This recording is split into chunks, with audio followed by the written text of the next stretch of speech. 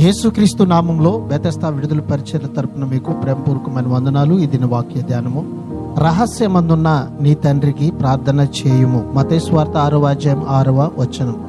ప్రార్థన కేవలం దేవునికి మాత్రమే వినిపించేదిగా ఉండాలి. ఆయన వింటే చాలు. కపట భక్తులకు దేవుని గురించి లెక్కలేదు. మనుషులు ఎదుట గొప్పగా కనిపించాలనే వాళ్ళు కోరుకునేది. వాళ్ళు దేవుని ఆరాధిస్తున్నట్టుంటారు, కానీ నిజంగా వారు ఆరాధించుకునేది తమనే. సభల్లో బహిరంగ ప్రార్థనలు మంచివే, అయితే దానిలో ప్రమాదాలు ఉన్నాయి. వింటున్న వారిని మెప్పించడానికి ప్రయత్నించకుండా కేవలం దేవునితో మాత్రమే మాట్లాడడం అప్పుడప్పుడు కష్టతరం కావచ్చు. రహస్య ప్రార్థన అయితే ఇతరులను మెప్పించాలన్న ప్రేరణ లేకుండా వాస్తవమైనదిగా, సూటిగా, యథార్థంగా ఉంటూ ఉంది. అట్టి ప్రార్థన చేయడానికి మనల్ని మనం సిద్ధపరచుకునే కృప దేవుడు మనందరికీ దయచేయునుగాక. ప్రార్థన.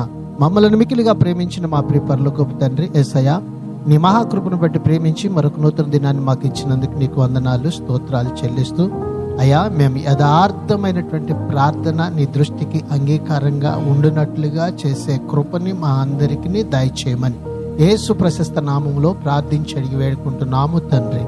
ఆమెన్.